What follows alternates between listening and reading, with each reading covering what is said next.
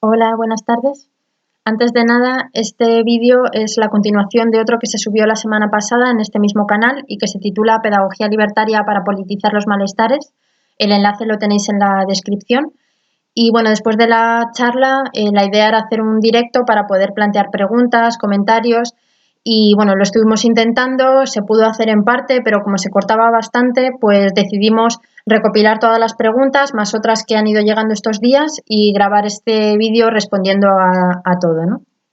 Entonces, bueno, voy a ir leyendo cada una de las preguntas que han ido saliendo. Igualmente las tenéis abajo en la descripción y podéis pinchar y ir directamente a la que os interese, por si os interesan algunas en concreto. Y bueno, pues dicho esto, empiezo con las preguntas. La primera era si podía repetir las referencias que había dicho en la charla, que había ido diciendo salpicadas a lo largo de la charla, y recomendaros alguna lectura más. Y bueno, pues tengo aquí todos los libros, así que los voy sacando. Este es La cuestión escolar, críticas y alternativas de Jesús Palacios, es una joya. Y pues hace un recorrido por distintos autores que han tratado el tema de la pedagogía, desde Rousseau hasta Freire, pero pasando por Ferrer, Mill, Gramsci, Marx, Engels, bueno, un montón de autores, y plantea críticas muy interesantes. Este también es una maravilla, se llama ¿A dónde se encaminan las pedagogías sin normas?, aunque habla de pedagogías no directivas. Y bueno, es de Snyders. Este de aquí, que también mencioné alguna cita, es de Cornaton y se titula Análisis crítico de la no directividad. Este me parece más complejo y algunas partes igual no me han interesado tanto, pero bueno, tiene algún apartado interesante. Este no lo mencioné, pero me parece, bueno, un libro básico. Se titula Anarquismo y educación, la propuesta sociopolítica de la pedagogía libertaria, de Francisco José Cuevas Noa, y además acaba de salir justo hace nada la tercera edición del libro. Este es de Chelu Rodríguez, que también le cité. Chelu además es acompañante en una escuelita libertaria y se titula Dejadnos aprender, reflexiones desde la pedagogía libertaria. Luego este de Carlos Lerena también es un clásico, se titula Escuela, ideología y clases sociales en España y tiene críticas muy interesantes a la pedagogía no directiva también. Y por último, este no lo mencioné en la charla, pero sí que mencioné algunas cosas en el directo y lo voy a utilizar, lo voy a citar en algún apartado, en alguna de las preguntas, y se titula El principio educativo en Gramsci y es de Manacorda, Mario Manacorda. Y bueno, aparte de estos, también mencioné a Marta Martínez Muñoz y Mario Andrés Candelas, que han trabajado mucho el tema del adultocentrismo, los derechos de la infancia y el protagonismo de niñas, niños y adolescentes en organizaciones y movimientos sociales. Y también mencioné a Josefa Martín Luengo, también conocida como Pepita, que fue una de las fundadoras de la Escuela Libre Paideia, una escuela anarquista que hay en Mérida, y que sigue en funcionamiento. Pepita fue coordinadora pedagógica del proyecto hasta que falleció y bueno, escribió bastantes libros, pero bueno, uno de ellos, que fue el que mencioné, es el de La Escuela de la Anarquía y en ese trata más en profundidad el tema de la contramanipulación. Y bueno, muchos de estos libros están descatalogados, a lo mejor es difícil encontrarlos, quizá en bibliotecas de facultades de educación. Yo los tengo de segunda mano, pero algunos de ellos sí que están en PDF. Entonces, hilando esto con lo de otras recomendaciones más, en la descripción del vídeo tenéis un enlace a una carpeta de Mega donde guardo textos que hablen sobre pedagogía libertaria. Y bueno, algún vídeo también hay y también algún texto que habla sobre proyectos de la práctica, experiencias de educación libertaria. Y ahí en esa carpeta están algunos de estos libros y otros. Entonces podéis entrar y buscar lo que queráis. Es una carpeta estable, o sea, no está temporalmente, o sea que podéis entrar cuando queráis. Luego, la segunda pregunta era un poco en qué consiste mi tesis y cuándo y cómo estará disponible. Bueno, lo primero, mi enfoque de investigación es un poco atípico quizá en la universidad, que es el enfoque de investigación militante. No me voy a detener mucho en eso porque la charla no iba de este tema, entonces Solo decir que es una investigación que se realiza desde los movimientos sociales y bueno, hay una charla colgada en YouTube en el canal de la FEL que di para ellas. Y ahí es una charla de pedagogía libertaria, pero me pidieron que en la introducción hablara un poco sobre investigación militante, así que los primeros 15 minutos creo son dedicados a ese tema, por si os interesa, la podéis buscar en YouTube. Y luego, un poco por contar un poco la estructura de capítulos, bueno, después de una introducción, el primer capítulo se titula La deriva neoliberal de la innovación educativa y habla un poco sobre cómo el neoliberalismo impregna los discursos sobre innovación educativa y sobre escuelas alternativas. El siguiente capítulo es un acercamiento a la pedagogía libertaria, por ejemplo, pues los principios teóricos y las corrientes que hay. El tercer capítulo es la educación libertaria hoy, que es un recorrido por 4 proyectos en los que he estado haciendo entrevistas y una descripción de sus acompañantes y de las familias que participan en estos proyectos. Y luego el último capítulo se titula Dilemas, desafíos y oportunidades de la pedagogía libertaria, que es igual el que tiene más relación con la charla del otro día.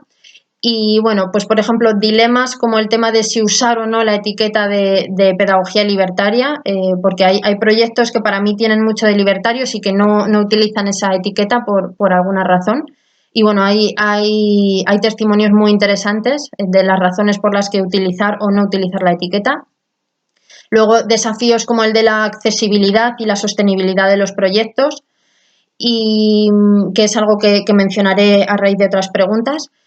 Y oportunidades o potencialidades que puede tener la pedagogía libertaria, como por ejemplo la reflexión que puede aportar sobre los fines de la educación frente a otras pedagogías alternativas, que a lo mejor están más centradas en un desarrollo personal y no tanto en una transformación social.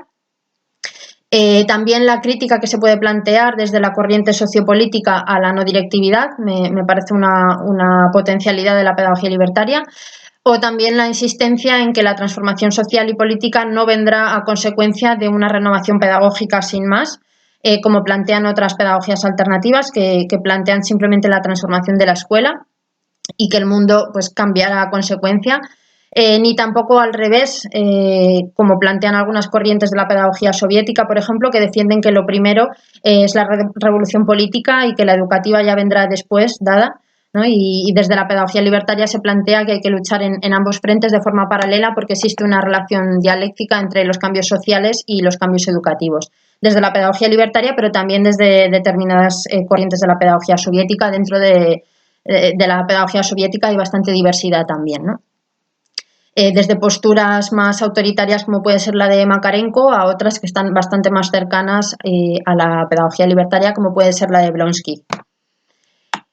Y luego, ¿cuándo y cómo estará disponible? Pues en principio tengo de plazo hasta que termine este año y la idea es que luego se pueda difundir libremente y bueno, quizá también publicarla en formato libro, pero bueno, eso todavía está por ver. Pero bueno, en cualquier caso será a finales de este año seguramente.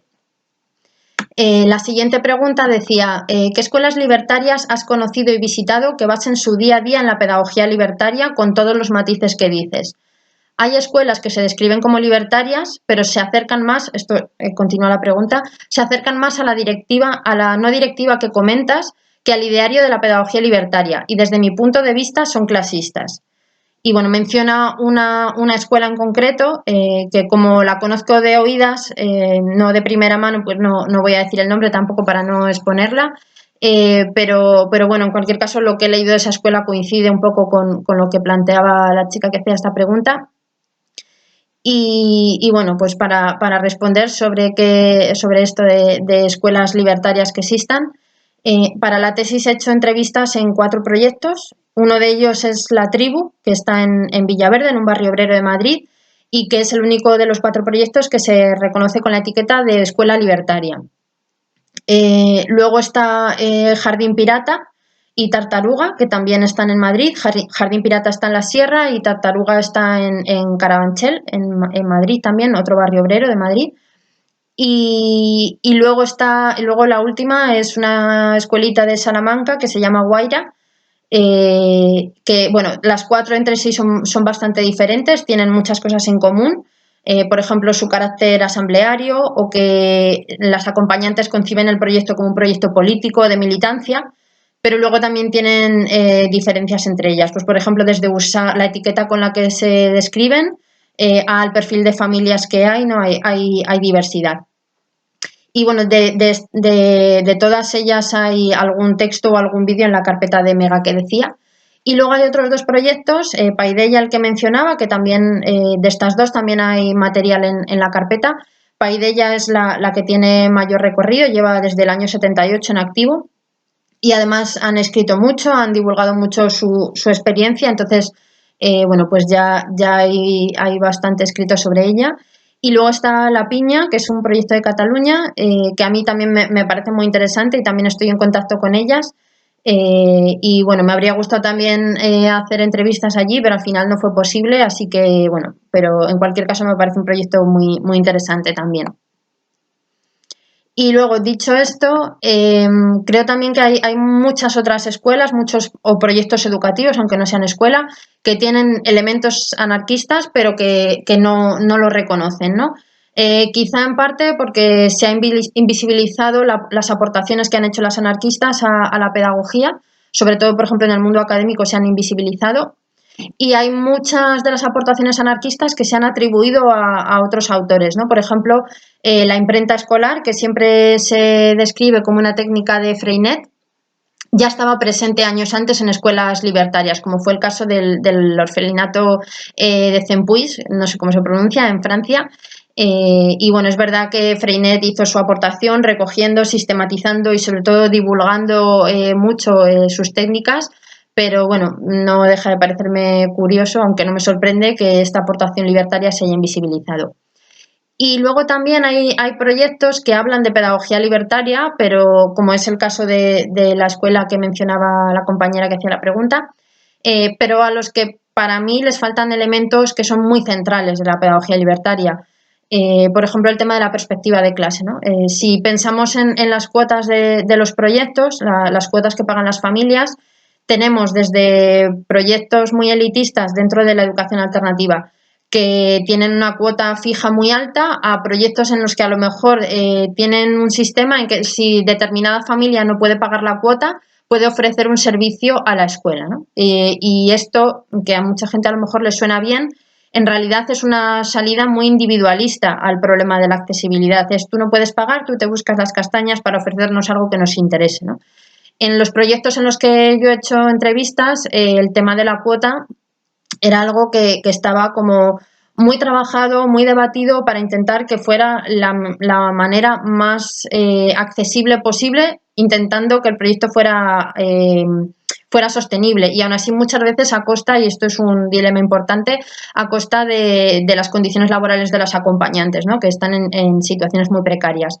Pero bueno, estas estrategias sobre las cuotas, pues hay desde proyectos que tienen cuota libre y responsable, es decir, que cada familia aporta lo que puede de manera responsable y libre, hasta pues proyectos que tienen una cuota fija pero bajita, ¿no? O otros proyectos que tienen la cuota es un porcentaje de los ingresos familiares para intentar que las cuotas se ajusten a la situación económica de cada familia.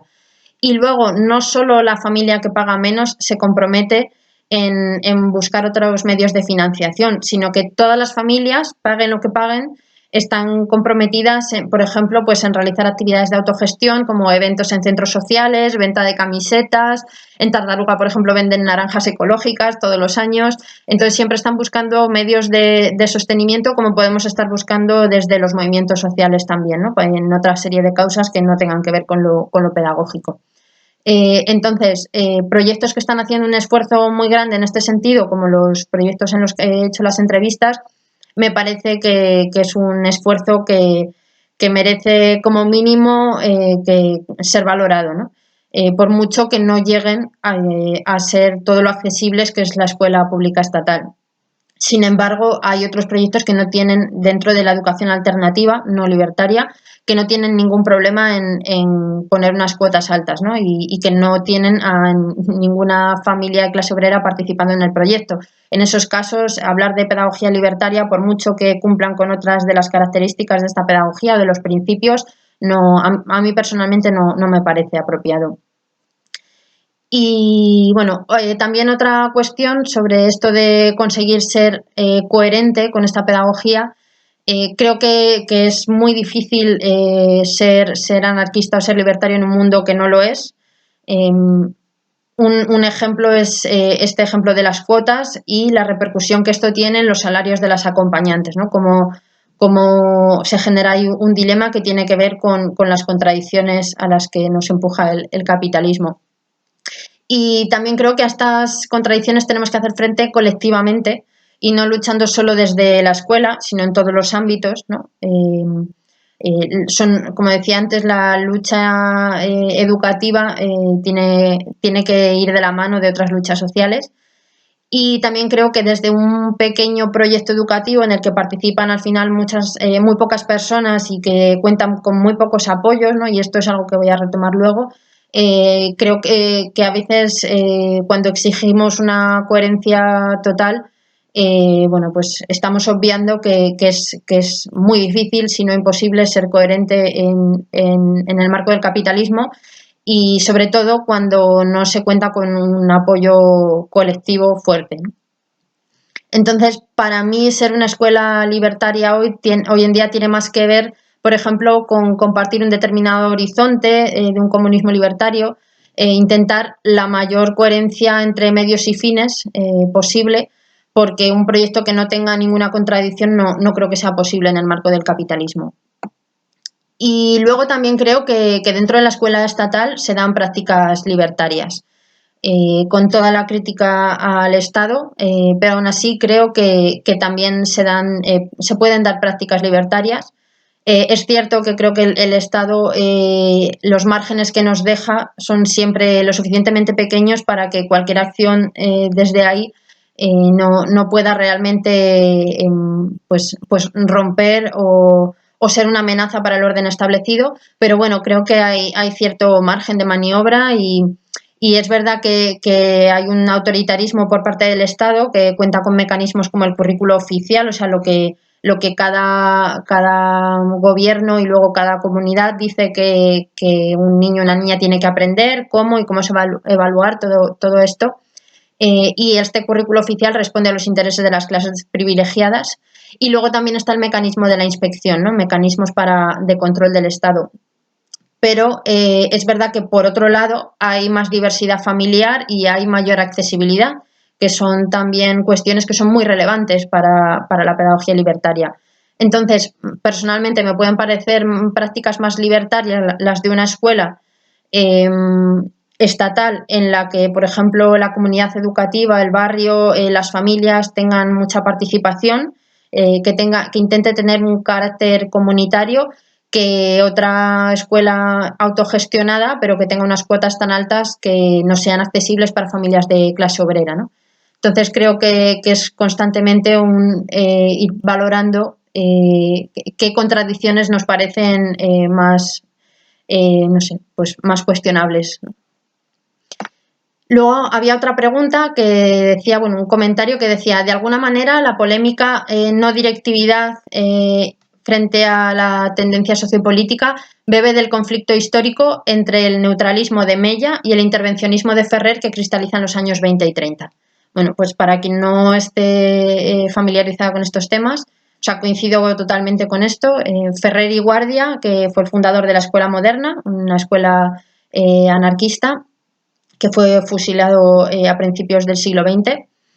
Ferrer y Guardia defendía la necesidad de una educación explícitamente anarquista, mientras que Ricardo Mella, que era otro anarquista, defendía el neutralismo pedagógico y decía así, Mella decía así, la escuela no puede ser ni republicana, ni masónica, ni socialista, ni anarquista, del mismo modo que no puede ni debe ser religiosa.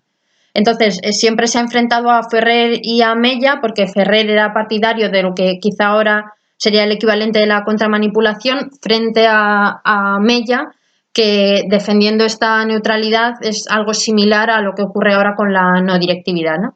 En su momento, Ferrer, pues de alguna manera ganó el debate porque su planteamiento tuvo mucha más difusión, pero en este momento creo que en muchos contextos la no directividad ha tenido mucha más difusión que la contramanipulación, ¿no? De alguna manera creo que se han cambiado las tornas. Y también creo que este debate es un debate que se ha repetido, para la pedagogía en general, muy interesante, que se ha repetido en distintos momentos históricos, con términos diferentes y también desde matrices ideológicas diferentes. Y, por ejemplo, y aquí viene Gramsci, que era marxista, plantea este debate como el debate entre espontaneísmo, que sería el equivalente a la no directividad, como de seguir los intereses espontáneos y todo esto, el espontaneísmo, frente al voluntarismo, que sería lo opuesto. Y Manacorda, el autor de este libro sobre Gramsci, escribe: toda actitud de respeto a la espontaneidad, en su apariencia de respeto por la naturaleza del niño, es en realidad renuncia a educar, a formar al hombre según un plan humano. Es el abandono más completo del niño en manos del autoritarismo, esto es, de la presión ejercida objetivamente por el ambiente, ¿no? Entonces, aquí viene a decir que la no directividad o el espontaneísmo es lo más autoritario que podemos hacer, aunque nos parezca lo contrario, ¿no? Bueno, no a mí, pero a mucha gente le parezca lo contrario. Y volviendo a Ferrer y Mella, buena parte del movimiento libertario se sigue remitiendo constantemente a referentes de hace un siglo, como ellos, en lo que respecta a la pedagogía. Y no cuestiono, por supuesto, la trascendencia que tuvieron estos referentes, pero muchas veces es difícil encontrar en ellos respuestas para problemas actuales, porque vivimos un momento histórico muy diferente y muchos dilemas que se planteaban entonces ya no se plantean, porque hay otras condiciones de vida, o que se vuelven a plantear, pero en otros términos que muchas veces no han tenido origen en el movimiento libertario, ¿no? Como ocurre ahora con la no directividad, con los peligros que eso tiene, ¿no? Cuando igual no encuentras referentes actuales y empiezan a permear referentes desde otros ámbitos que quizá no solo no sean de la pedagogía, sino que probablemente tampoco sean ideológicamente afines, ¿no? Y que los estemos asumiendo sin cuestionar de dónde vienen y si realmente nos sirven, ¿no? Y luego otra pregunta era ¿en qué consiste la contramanipulación en la práctica? Me decían, ¿no? Y bueno, pues creo que oponernos a... Y también me comentaban como de, bueno, pues entonces esto de la contramanipulación es como directividad, ¿no? Como no directividad, pues directividad. Y yo creo que ahí hay algo importante y es que oponernos a la no directividad no quiere decir defender el autoritarismo o la directividad. Creo que buena parte del éxito del término no directividad tiene que ver con que suena muy bien, porque evidentemente no queremos dirigir las vidas de niños y niñas, eso no es educar, pero es que en realidad la no directividad no es una renuncia a dirigir las vidas de niños y niñas, sino es una renuncia a influir, a ejercer una influencia, ¿no? Como si toda influencia fuera a ser negativa. Y se me ocurría un ejemplo. Si retiramos cualquier influencia feminista de la vida de una niña, estamos contribuyendo con nuestra inacción a dirigirla a una vida de cumplimiento con los mandatos patriarcales. Es decir, lo que llamamos no directividad dirige en mucha mayor medida la vida de niños y niñas. Entonces creo que parte del éxito es que el término suena muy bien y que realmente no refleja lo que es, ¿no? Porque realmente, según este argumento, no hay nada más directivo que la no directividad.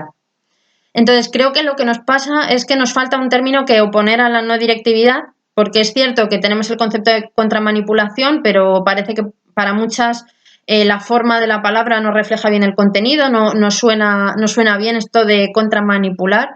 Entonces, podemos hablar de intervenir, pero parece que la palabra intervenir se queda corta también. Podemos hablar de politizar la educación, pero es que en realidad toda educación está politizada, aunque no se diga. Podemos hablar también de educar en un sentido emancipatorio, pero eso empieza a alargarse y realmente tampoco deberíamos llamar educación a nada que no fuera emancipatorio. Entonces es una cuestión compleja, porque creo que ahí con el término la corriente no directiva tiene mucho ganado. Y dicho esto, vuelvo a la pregunta de en qué consiste en la práctica contramanipular. Bueno, pues creo que en primer lugar tenemos que abordar la cuestión de si contramanipulación sí o no, que para mí es sí, pero no creo que sea una postura generalizada, sobre todo en el ámbito de las pedagogías alternativas, o al menos en los discursos que más visibilidad tienen. Algo bonito de la charla del otro día es que me ha escrito mucha gente diciendo: yo estaba viviendo mis contradicciones con la no directividad en silencio y ahora me doy cuenta de que el problema no era yo, ¿no? Que hay argumentaciones para darle a esto. Pero bueno, me parece que es un tema un poco tabú el de cuestionar la no directividad y bueno, no es una postura generalizada lo de la contramanipulación. Entonces creo que ese es un primer debate muy necesario y que una vez eso esté puesto sobre la mesa y se plantee la necesidad de la contramanipulación, creo que la siguiente tarea es que en los proyectos educativos, las que estén trabajando ahí en la práctica, tendrán que pensar de qué manera se pueden trasladar en sus contextos los principios de la pedagogía libertaria, ¿no? Creo que no es lo mismo una escuela infantil autogestionada que, por ejemplo, una academia de refuerzo para adolescentes, ¿no? Entonces, en la tesis es verdad que recogeré fundamentalmente cómo están funcionando las escuelas que he hecho en las entrevistas, que son autogestionadas, y algunas otras también, pero sobre todo como para poder contrastar discursos o prácticas diferentes. Pero es verdad que hay muchos otros contextos o espacios educativos a los que yo no he llegado y que no conozco de primera mano, ¿no? Entonces, bueno, yo sí que me he visto intentando plantear estos principios en la docencia universitaria, que tiene unas características muy específicas y muy diferentes a las de las escuelas en las que he hecho las entrevistas. Y bueno, y creo que cuanto más tiempo pasas en la universidad, más te das cuenta de lo complejo que es. Y bueno, pues creo que para pensar en qué consiste la contramanipulación en la práctica, hace falta conocer en profundidad esas prácticas, ¿no? Y que como las conozco menos, creo que no me corresponde o que no nos corresponde a las investigadoras decir cómo hacerlo. Creo que tendrá que ser una tarea colectiva en la que tengan más voz quienes están en cada contexto más directamente confrontadas a las problemáticas que hay en ellos y que, bueno, pues desde la investigación lo que podemos hacer es una labor de retaguardia, de crítica, de profundizar en las relaciones entre teoría y práctica, de divulgación. Eso creo que sí, que son tareas necesarias, pero la diversidad de los contextos es enorme y en cada uno creo que nos vamos a encontrar con contradicciones diferentes. Luego había otra pregunta que decía así: hay un dilema con el que tengo que convivir a diario. Constantemente me debato pensando que, aunque me identifico mucho con los principios de las escuelas libertarias, estas no dejan de ser un servicio al que solo pueden acceder algunos privilegiados.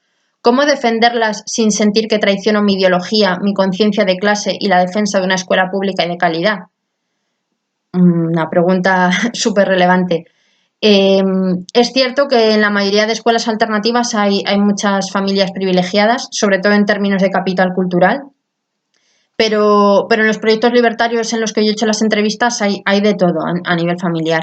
Y diría que en su mayoría son familias de clase obrera, con perfiles muy distintos, pero en general no son familias privilegiadas. Y muchas pagan cuotas muy bajitas, ¿no? Y he entrevistado a varias mamás, por ejemplo, de familias monomarentales que participan en estos proyectos, que tienen peques racializadas, que son familias sin estudios superiores, pero es verdad que hay menos diversidad que en la escuela pública estatal, que sí que hay determinadas características que son comunes a las familias o a buena parte de las familias y que las familias más excluidas no están en los proyectos libertarios. Esto lo comentaré luego un poquito más. Hay temas que voy retomando luego en otras. Y bueno, pues creo que ya no solo esta falta de diversidad tiene que ver con razones económicas, que puede ser en parte, pero creo que en los proyectos en los que yo he hecho las entrevistas no tanto, porque nadie se queda fuera si no puede pagar en estos proyectos. Pero hay otras razones, como por ejemplo la falta de tiempo que tienen muchas familias para participar activamente en un proyecto, ¿no? O por cuestiones que tienen que ver, como decía antes, con el capital cultural. Y luego, por otra parte, creo que esta crítica del elitismo es una crítica que se puede extender en cierta medida a movimientos sociales, a muchos centros sociales, solo que en los proyectos educativos hay menos personas participando y por lo tanto son más difíciles de sostener porque el trabajo se reparte entre menos, ¿no? Entonces es más fácil que puedan ser más elitistas, ¿no? Por ejemplo, que los centros sociales. Pero creo que es una crítica que en general podemos plantear también para buena parte de los movimientos sociales. Entonces, que creo que no es exclusiva de proyectos educativos. Y como decía en una de las respuestas anteriores, creo que es muy difícil hacer frente a las contradicciones en el marco del capitalismo y más si no cuentas con mucho apoyo colectivo. Entonces, si consideramos que la educación es importante, tenemos una responsabilidad desde los movimientos sociales de apoyar y sostener colectivamente estos proyectos educativos, igual que nos comprometemos en otras causas. Y aquí siempre pongo el ejemplo de, por ejemplo, una jornada anticarcelaria y una jornada sobre pedagogía.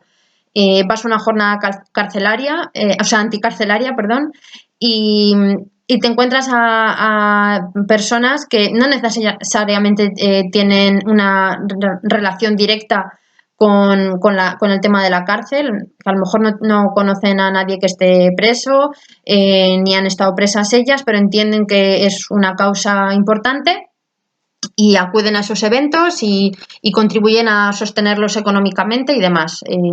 Sin embargo, cuando vas a jornadas de pedagogía, lo más habitual es que la gran mayoría de asistentes o bien tengan peques, o sea, sean mamás o papás, o bien trabajen en el ámbito de lo pedagógico, ¿no? Entonces creo que hay que tomar también más conciencia de que lo pedagógico hay que sostenerlo también colectivamente como otras causas. Y luego sobre la defensa de la escuela pública, que yo comparto totalmente, sí que creo que la mayoría de escuelas públicas estatales en realidad no son públicas, ¿no? Porque no son comunitarias, no se construyen desde abajo, cada vez tienen que resistir una privatización mucho mayor. Por eso mismo creo que también que hace falta apoyarlas, porque la alternativa es neoliberalismo puro y duro. Pero también creo que no solo hay que defender la escuela pública más que nunca, sino que también hay que defender que sea pública de verdad y creo que también hay que construir desde la autogestión otras experiencias al margen del Estado que también sean públicas en este sentido comunitario, ¿no? Creo que lo público no necesariamente pasa por lo estatal. Y luego también creo que hay que hacer dos diferenciaciones. La primera es diferenciar la pedagogía libertaria de las experiencias concretas de la práctica de educación libertaria, que pueden ser más o menos coherentes con los principios de la pedagogía libertaria, ¿no? Ya sea por decisión consciente o por las limitaciones que tienen. Entonces, igual que podemos defender el antifascismo y cuestionar determinadas acciones que lleve a cabo un colectivo concreto, sin que eso suponga poner en cuestión el antifascismo en general, creo que podemos plantear críticas a los proyectos de pedagogía libertaria y al mismo tiempo defender los principios de esta pedagogía, ¿no? Y luego la segunda diferenciación es que creo que también hay que diferenciar entre escuelas alternativas o escuelas libres neoliberales frente a las escuelas libertarias, ¿no? Cuando empecé a conocer la educación alternativa, al principio me fascinaba, pero luego enseguida empecé a desencantarme y a pensar que, bueno, que ese no era el camino, por lo mismo que comentaba esta compañera que preguntaba, pues porque veía que eran claramente elitistas, ¿no? Hasta que entré en contacto con la pedagogía libertaria, que sí tenía esa perspectiva de clase y un planteamiento político explícito que compartía, ¿no? Y desde entonces, pues insisto mucho en esta diferencia porque creo que a nivel ideológico hay años luz entre unas experiencias y otras, ¿no? Y sé que hay proyectos en los que las personas que participan se dejan todas sus fuerzas para conseguir ser accesibles, ¿no? Y llegan hasta donde llegan, igual que en cualquier proyecto educativo que se llega hasta donde se puede, siempre con muchas contradicciones, ¿no? Y bueno, aún así tengo el conflicto interno muchas veces porque es cierto que las familias más vulnerables no llegan a estos proyectos, pero estoy más por sumarme a empujar para que sean más accesibles que, porque creo que la responsabilidad de construir conocimiento y prácticas pedagógicas libertarias es una responsabilidad colectiva. Y bueno, y esta compañera preguntaba también, continuaba en la intervención y decía, cuando trabajo con niños de centros de acogida que traen unas mochilas bestiales, mochilas entre comillas, y los veo 45 minutos cada 2 semanas o con suerte semanalmente, ¿cómo puedo trabajar desde una perspectiva colectiva y de conciencia social, más allá de trabajar su identificación como víctimas del sistema y las circunstancias que han vivido? Y no tirar de ideas humanistas o rogerianas del potencial individual y de construcción de resiliencia individual, y que con suerte también ayude a que su entorno también se beneficie de ello. Otra pregunta compleja. Bueno, creo que en el caso de niños que viven en centros de acogida, para cuando la educadora llega ya han fallado muchas cosas antes, ¿no? Colectivamente hemos fallado mucho antes, porque tenemos esa responsabilidad colectiva que decía hacia niños y niñas, pero se deposita una responsabilidad en las educadoras, un peso tremendo, en unas condiciones además en las que su capacidad de agencia es muy pequeña comparada con las problemáticas a las que tienen que hacer frente, ¿no?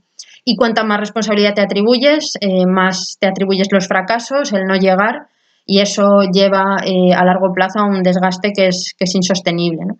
Así que cuando una compañera me habla de situaciones así, en las que ve que como que no llega hasta donde le gustaría, yo siempre insisto en que en esos casos hemos fallado colectivamente, ¿no? Y que bastante que ella está en primera fila, que quien está ahí siempre es quien más se mancha. Y tratando de responder a la pregunta, que como decía es muy compleja, creo que podemos trasladar esto de la responsabilidad colectiva y por un lado y por otro la capacidad de agencia que tenemos individualmente, que podemos trasladar esto al contexto educativo. Y con esto en mente diría que podemos ayudar, por ejemplo, a niños y niñas a que pongan palabras a lo que viven y que lo expresen y sean escuchadas. Eso en primer lugar, que puedan poner palabras y luego para que de ahí puedan pasar primero a comprender las problemáticas sociales en profundidad que hay detrás de sus vivencias y después, y esto a veces nos falta y creo que es muy interesante, a organizarse colectivamente para hacerles frente a estas problemáticas. Y, por ejemplo, si pienso en el feminismo, yo recuerdo esos 2 momentos de salto de cuando pasé de hablar de mis vivencias como mujer y de las violencias a las que hacía frente, a de pronto poder ponerle palabras a eso y encontrar las palabras que habían dicho otras personas, a encontrar lo que se había escrito al respecto, escuchar otras experiencias, poder comprender que lo que me pasaba a mí, por mucho que yo pueda tener una cierta capacidad de agencia para enfrentarme a eso, también tenía que ver con cuestiones sociales que me superaban como individuo, y comprender eso me dio muchas herramientas. Y después recuerdo también el salto a darme cuenta de que había colectivos de personas trabajando estos temas, que yo podía participar en ellos, que podía organizarme para hacer frente junto a otras a las violencias que sufría. Entonces creo que esto es algo que lo podemos trasladar a la infancia, ¿no? Primero poner palabras, expresarse, sobre todo teniendo en cuenta que la infancia tiene muy pocos canales para expresar lo que les pasa y para ser escuchadas. Después comprender lo que hay detrás de esas problemáticas y después saber que pueden organizarse colectivamente, ¿no? Y creo que por ahí hay bastante que hacer. Y creo que esto también sería una manera de contramanipular, hablando de la pregunta anterior, ¿no? Sobre la contramanipulación. Y por mencionar una experiencia, hace unos meses organizamos en el ECO, en un centro social de Madrid, unas jornadas de educación crítica en los barrios, y una de las experiencias que había era, se llamaba Unas pipas en un banco, que es de un proyecto de investigación militante, un colectivo que se llama Carabancheleando. Yo ahora estoy participando ahí, pero en ese momento no, y bueno, pues contaron este proyecto y para no extenderme mucho, podéis buscarlo en Google y creo que es un proyecto en este sentido de concientización y bueno, pues esto que decía, que para mí es súper interesante. Unas pipas en un banco, pues si lo queréis buscar. Y bueno, y en cuanto a cómo hacer estos saltos que decía, cuando en alguna charla hablo de pedagogía libertaria, hablo siempre de principios de la pedagogía libertaria y de los fines. Pero no hablo de metodologías concretas o de formas de hacer específicas, aunque creo que son importantes y que no nos vale cualquier cosa, ¿no? Pero prefiero hablar de principios porque creo que un principio como el antiautoritarismo puede concretarse en la práctica de formas muy diferentes, ¿no? Según el contexto en el que estemos. Y luego, por último, bueno, pues me gustaría como transmitir tranquilidad y confianza en nuestras intervenciones pedagógicas, No digo, por supuesto, que no debamos cuestionar nuestras prácticas y revisarlas críticamente, pero sí que creo que algo que ha pasado mucho en la educación alternativa es como una hiperprofesionalización o hiperespecialización, que parece que hay que hacer 1000 formaciones y leer 1000 libros para ser respetuosa. Y yo creo que esta perspectiva no solo es elitista, porque no todo el mundo puede permitirse todo este tiempo para hiperespecializarse, sino que además genera como mucha culpa, mucho miedo a intervenir si nos equivocamos, que esto creo que también lo genera la perspectiva no directiva, mucha sensación de incapacidad y además entre personas que a menudo lo que yo veo es que aportan mucho, aunque no tengan esas tropecientas mil formaciones o se hayan leído esos 1000 libros, ¿no? Entonces, bueno, pues es algo como que me gusta trasladar. Luego otra pregunta era cómo transmitir valores sin mermar el pensamiento crítico que permita cuestionarlos, ¿no? Como el dilema de yo quiero transmitir valores, pero quiero también generar pensamiento crítico. Y bueno, esto a mí lo que me planteaba con esta pregunta es que creo que es más fácil generar un pensamiento crítico cuando hay un posicionamiento que puedes identificar y por lo tanto ante el que te puedes revelar que cuando no lo hay. Por ejemplo, creo que tiene más peligro un libro de texto que cuenta la historia como si fuera una verdad única, invisibilizando a quién le interesa y a quién le perjudica ese relato, ¿no? Y quién lo escribe y a quién se omite.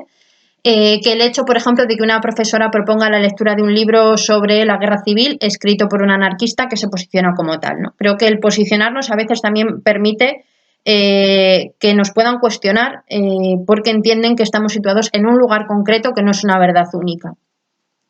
Entonces creo que intentar transmitir unos valores o posicionarnos del lado de unos valores no tiene por qué reducir el pensamiento crítico, sino a lo mejor facilitar que éste se construya.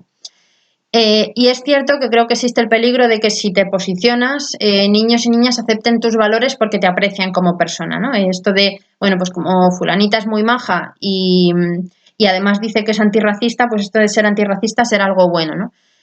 Y bueno, creo que sí que en parte es algo condescendiente pensar que o asumir que se creerán todo lo que digamos, ¿no? Que porque digamos tal cosa y seamos majas, lo van a asumir. Creo que tienen más capacidad de la que creemos para discernir según qué cosas. Pero aún así sí que creo que hay cierto peligro en que asuman determinados valores para buscar tu aceptación o tu afecto. Y más en el ámbito de la educación alternativa, donde lo emocional está como se le da tanta importancia. Y hasta un punto que me parece peligroso, no me voy a extender aquí sobre esto, pero es algo que sí que abordo en la tesis. Y bueno, en cualquier caso, para mí el peligro de esto, de que asuman nuestros valores acríticamente, no es tanto el adoctrinar como el hecho, porque creo que esos valores los asumen de una manera muy superficial y que del mismo modo que los asumen es muy fácil que los abandonen.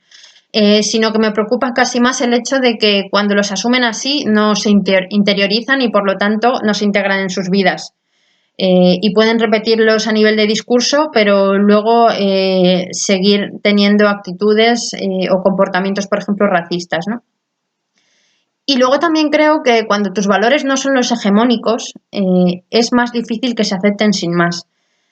Una vez en una clase en la universidad me decía un estudiante, claro, es que si yo, que soy entrenador de fútbol de niños, digo que soy del Real Madrid, automáticamente tengo a todos diciendo, yo también, yo soy del Real Madrid, yo también. ¿No? Y yo le planteé, y si fueran de otro equipo menos conocido, yo qué sé, se me ocurre ahora, el Ciudad de Murcia, que es un equipo pues con un planteamiento ético que respeto mucho. Probablemente no lo asuman tan fácilmente, ¿no? Como si dices que eres del Real Madrid.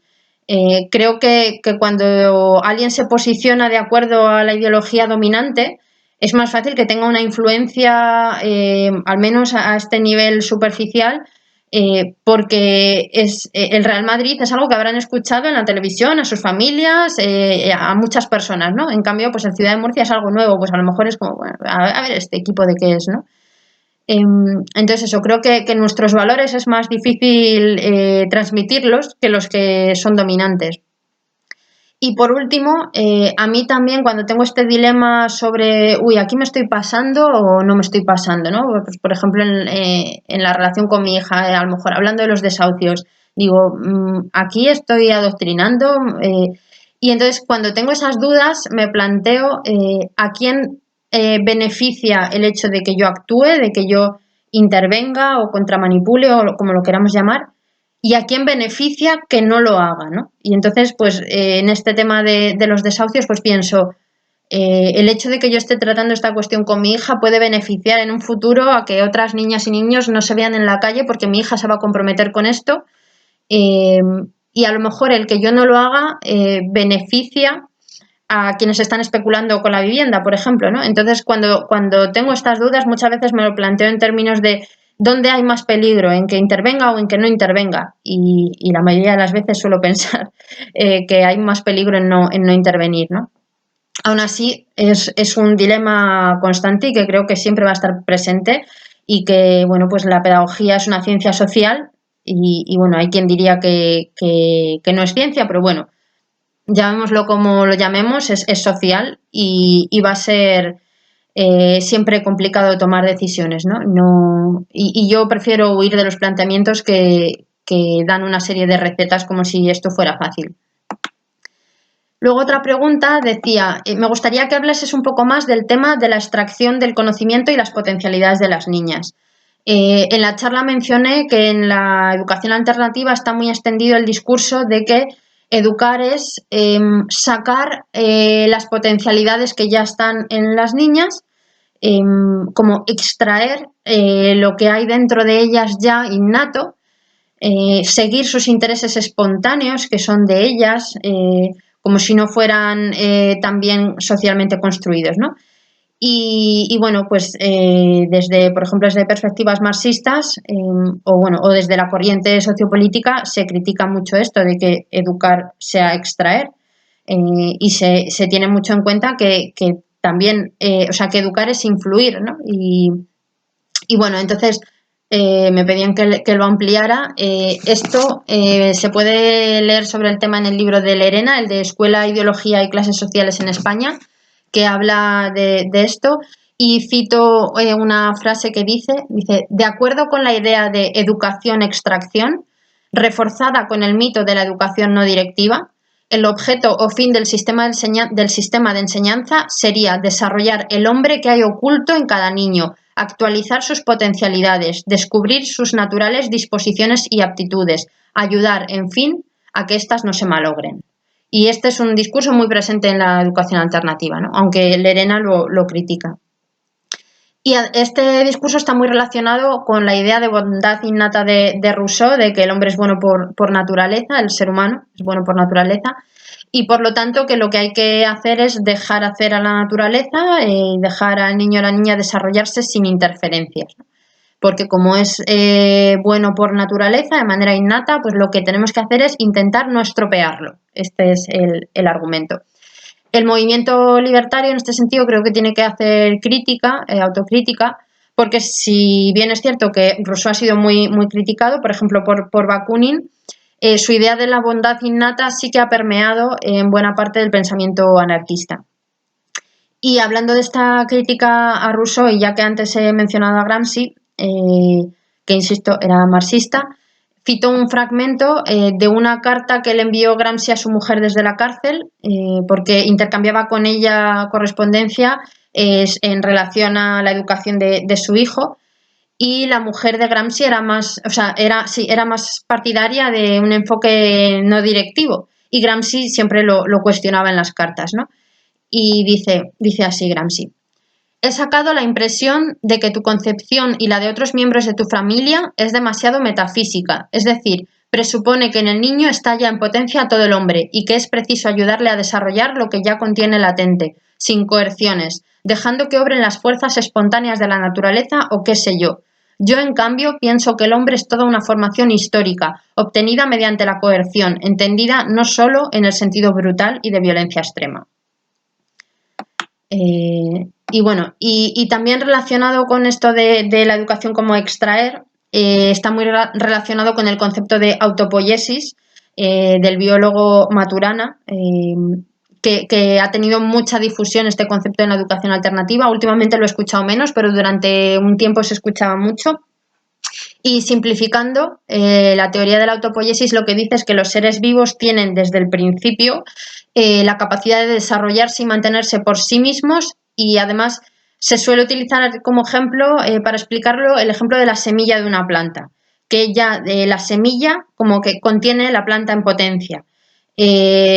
Y que lo único que necesita la planta es que le proporcionemos unas condiciones básicas de luz y agua, y la planta crecerá sin que se la fuerce, ¿no?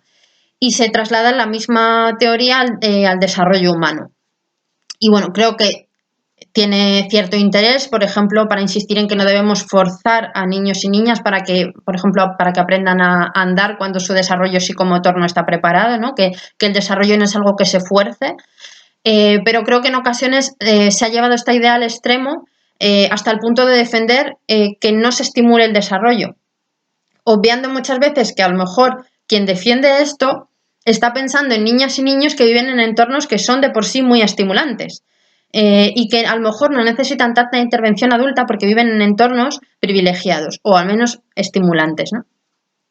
No es lo mismo, por ejemplo, pensar sobre la intervención adulta o sobre el desarrollo si pensamos en una niña que vive en una casa grande y cómoda cerca del campo, que una niña que vive en un pequeño piso de un barrio obrero de una gran ciudad, ¿no? Y de la clase de estímulos que pueden tener para su desarrollo. Y bueno, y creo que además la comparación con el crecimiento de una planta es una comparación muy, muy reduccionista y obvia algo tan relevante como que las personas estamos socialmente construidas, ¿no? Que no somos solo biología. Y luego este discurso de sacar las potencialidades además supone rechazar la idea de que la educación puede o debe servir para compensar las desigualdades de origen, ¿no? Esta idea de compensar las desigualdades sí está muy presente en la defensa de la escuela pública. O sea, es una idea que está muy extendida. Pero esta misma gente que puede defender esto en la escuela pública a lo mejor no tiene esto en cuenta en el ámbito de la educación alternativa, donde no recuerdo haber escuchado nunca hablando de escuelas alternativas que tengan que servir para compensar desigualdades, ¿no? Es algo que no se escucha, ¿no? Entonces, comentando esto con una amiga que es acompañante en una escuela alternativa, ella me decía que, bueno, que quizá es que en muchas escuelas alternativas las familias son privilegiadas, entonces no te confrontas tan directamente con la desigualdad. Y bueno, es verdad que hay proyectos, como decía antes, que no son así, que son proyectos más accesibles, pero también es cierto, como decía, que las familias más marginalizadas o excluidas no están en los proyectos alternativos, tampoco en los libertarios, o muy poco en los libertarios, no sé, a veces es difícil ¿no? discernir esto, pero bueno, sí que a mí sí que me preocupa que como que la cuestión de compensar las desigualdades no esté presente, ¿no? No nos preguntemos si esto es importante. Y por último, creo que esto de sacar las potencialidades está muy desarrollado con el discurso de fluir y de dejarse llevar por los deseos sin pensar demasiado, confiando en que así la vida nos llevará a experiencias positivas, de crecimiento personal, etcétera. Es decir, un discurso muy neoliberal, pero disfrazado, ¿no? de algo más bonito. Y creo que es importante recordar que si nos dejamos llevar en un río, eso nos conduce inevitablemente a favor de la corriente dominante, y que nadar a contracorriente exige no solo una toma de conciencia, sino de hacia dónde queremos nadar, sino además también un esfuerzo importante, ¿no? Entonces, todo esto de sacar las potencialidades y seguir su curso natural, a mí me suena mucho a esto de fluir por la corriente dominante. Luego, otra de las preguntas decía, ¿puedes contarnos brevemente por qué para ti la palabra acompañante tiene matices y no sería del todo apropiada? Para mí es acompañar en los procesos de autoaprendizaje, descubrimiento, gestión emocional, etcétera, y me parecía una palabra idónea y me gustaría saber tu opinión. Bueno, en la charla mencioné que el tema de si hablar de maestras, profesoras, educadoras, acompañantes es un tema polémico. Bueno, creo que en general el término acompañante es el que más está extendido en las escuelas libres. pero creo que a veces no sé si me convence, ¿no? Es un término que me gusta algo más que el de maestra o el de profesora por la etimología de estas palabras, y creo que además cuando hablamos de acompañar o de hacer compañía, no nos referimos solamente a caminar al lado de alguien, ¿no? Sino que es algo mucho más rico. Acompañar no es solo ir al lado, pero creo que a mucha gente acompañar le remite acompañar de una manera no directiva, ¿no? A ir al lado, pero sin influir, simplemente ir al lado. Y entonces no sé si acaba de reflejar lo que para mí es educar. Y luego he leído autores críticos con la no directividad que criticaban el término, a lo mejor no el de acompañante, pero hacían una crítica a términos como mediador, guía, animador, que decían, bueno, eso puede ser una función de la persona que esté en un proyecto educativo, pero no es la primordial, ¿no? Y también a lo mejor y esto lo plantea Lerena también en el libro, esta crítica. Y luego también esto de que acompañamiento a veces remite a un sentido a lo mejor terapéutico, ¿no? O sea, educar no es lo mismo que hacer terapia, ¿no? Entonces, bueno, tengo pendiente profundizar y quiero buscar un poco los orígenes del término, que es algo a lo que todavía no le he dedicado tiempo, así que si alguien sabe de dónde procede el término o tiene algo interesante para leer o comentar, en comentarios, yo lo agradezco un montón. Y bueno, otra pregunta era si conozco la situación de la pedagogía libertaria en Europa, proyectos, experiencias, actuales redes. Bueno, es algo que no he dicho antes, es que, bueno, para mí, centros sociales, escuelas populares para adultas, proyectos de educación no formal, muchas veces pueden ser ejemplos de experiencias de educación libertaria, ¿no? Por ejemplo, si pensamos en la Prospe, que es una escuela popular para adultas del barrio de Prosperidad en Madrid, que lleva un montón de años, 40 y pico, si no recuerdo mal, en activo. Bueno, en su libro, que han sacado un libro por los 40 años, hablan de pedagogía libertaria, ¿no? También de otras corrientes, pero hablan de pedagogía libertaria. Y bueno, pues a lo mejor cuando pensamos en escuelas libertarias no pensamos en las escuelas populares, pero para mí las escuelas populares tienen mucho de libertarias. Entonces, de este tipo de experiencias en Europa, pues las habrá montones, ¿no? Muchísimas. Pero entiendo que la pregunta va más por escuelas para peques, para niñas y niños. Y bueno, así pinceladas, pues por ejemplo, he leído sobre la Escuela Libertaria Bonaventure en Francia, el nombre va en honor a Durruti, por supuesto. Esta escuela funcionó entre el año 1990 y 2001, y fue cerrada por la presión del Ministerio de Educación de Francia, que decía que la escuela era una secta, y por la policía antiterrorista, que les acusaba de haber tenido escolarizados a unos niños que eran hijos de exiliados vascos. Entonces, bueno, pues he leído algo de esta escuela, pero no sé francés, entonces también la barrera del idioma es un problema. Luego, en el FACE, que es un encuentro de educación que hay todos los años en agosto, en la última semana, en Ugena, en Toledo, de educación alternativa, parte de gente del movimiento libertario, pero mucha de otras corrientes. Hace 2 años se intentó hacer un programa en el que la pedagogía libertaria estuviera muy presente y bueno, hubo actividades interesantes y hubo un foro sobre anarquismo y educación, y allí había una acompañante de una escuela libertaria en Italia que estaba empezando, pero no me quedé con el nombre, ¿no? Pero dije, bueno, pues ella hablaba de que allí sí tenían cierta red con otras escuelas libertarias allí en Italia. Luego, por ejemplo, viendo la charla del otro día, había 2 hermanos de Argentina que tienen allí una escuela libertaria, ¿no? Y bueno, pues si alguien quiere contacto con ellos, pues también me puede preguntar. Y luego, hablando de redes, hay una red que no es de pedagogía libertaria, sino de educación democrática, que es que organiza todos los años, bueno, no sé si todos los años, creo que sí, o cada 2 años, no sé, un encuentro que se llama EUDEC.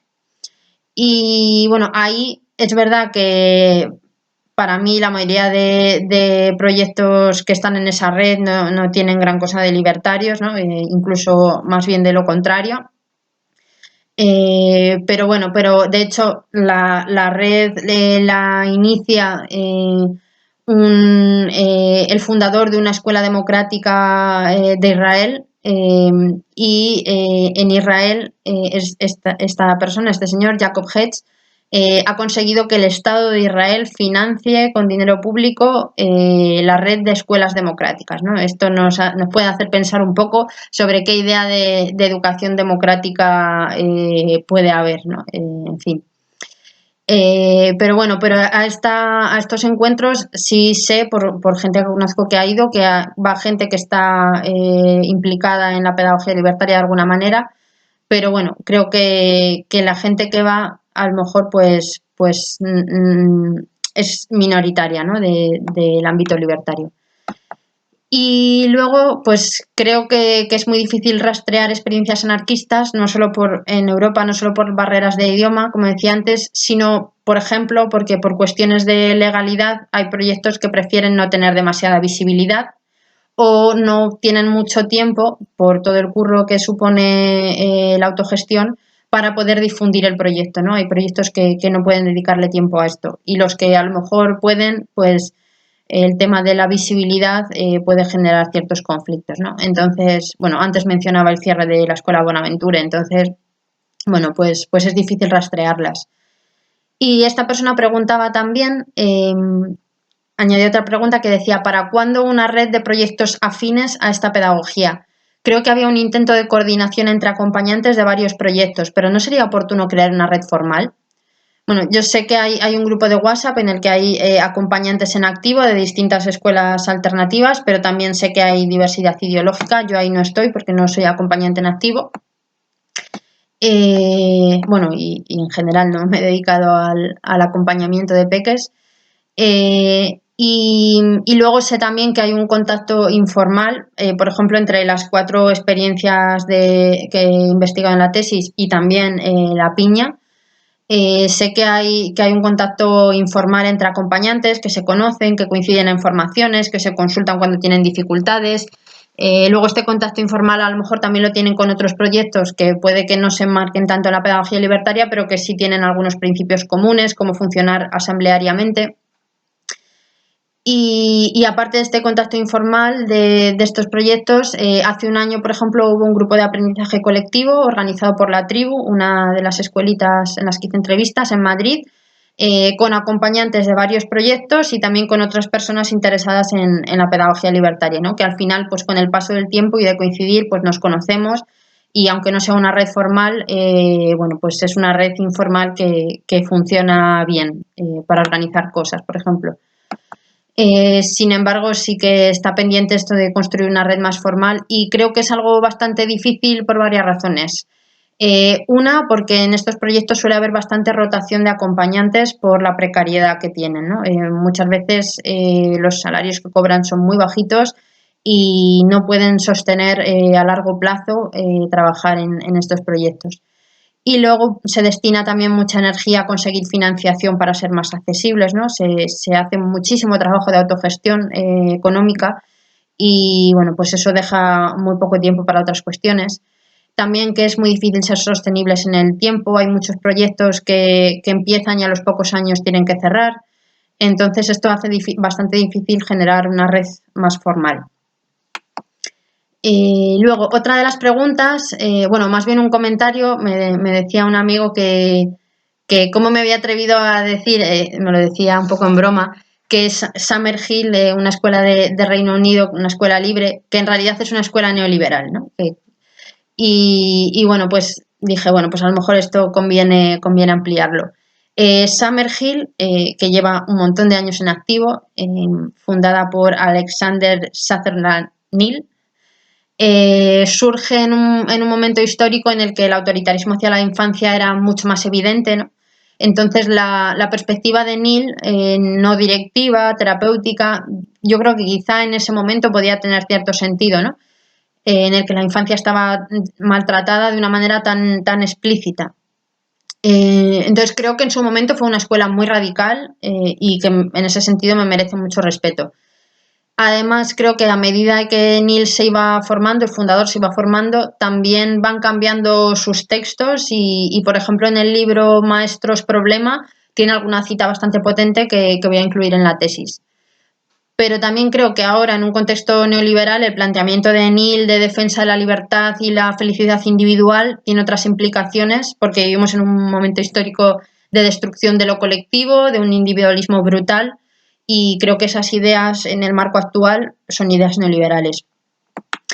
Y además la directora de la escuela ahora, que es la hija de Neil, Zoe Redhead, ella yo creo que concibe a la escuela mucho más como un negocio familiar y que además hay una toma de decisiones jerárquica en lo que se refiere al personal, por ejemplo, ¿no? Entonces no puedo verlo como un proyecto libertario. Y luego también creo que este carácter neoliberal se refleja en sus prácticas. Siempre pongo el ejemplo de la asamblea de Summerhill frente a la de Paideia, ¿no? Paideia, escuela anarquista, Summerhill, para mí, escuela neoliberal. En ambas escuelas hay asamblea, ¿no? Pero hay grandes diferencias en el funcionamiento de una y otra. En Paideia, todas las peques tienen la responsabilidad de acudir a la asamblea. En Summerhill va quien quiere.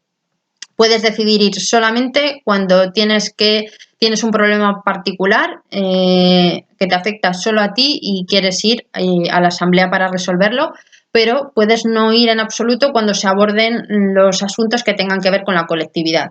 Aunque es verdad que, y esto es algo importante, en Summerhill es un internado privado con una cuota bastante alta y hay un personal no docente que se ocupa de las tareas, por ejemplo, de limpieza y cocina. Mientras que en Paideia la limpieza y la cocina es una tarea del colectivo, son las propias peques las que limpian y cocinan cada día y mantienen el huerto, por ejemplo, ¿no? Entonces, claro, el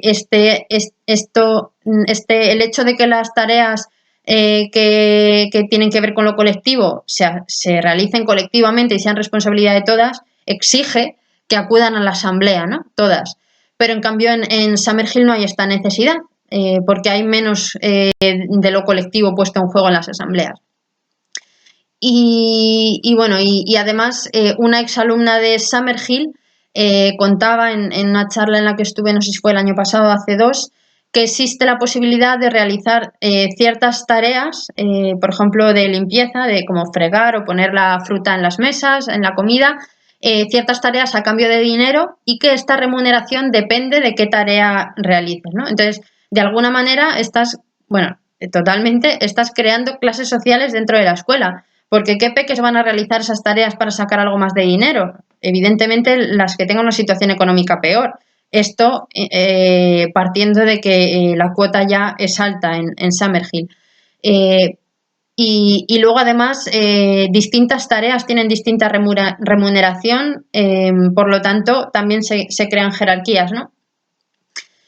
Y bueno, y según un profesor de la escuela de Summerhill, que además es nieto de Neil y le escuché hace unos años en una charla, cuando le planteamos esto bueno, pero es que si solamente van a la asamblea a tratar sus asuntos individuales si quieren, pues no sé, como que no lo vemos, ¿no? Y entonces profundizó en esta cuestión y dijo, bueno, en la práctica en realidad casi todo el alumnado va a muchas de las asambleas, ¿no? Dijo. Y explicó que es que al alumnado se le dice que si no van a las asambleas, lo que puede pasar es que el colectivo en la asamblea decida, por ejemplo, una norma que atente contra los intereses particulares de esa persona. Entonces, la razón por la que se les invita a participar en la asamblea o por la que se les insiste que es importante no es una responsabilidad hacia lo colectivo, porque lo colectivo es importante, sino es cuidado que lo colectivo puede reprimir tus intereses individuales y por lo tanto tú vas a la asamblea a hacer valer tu postura individual.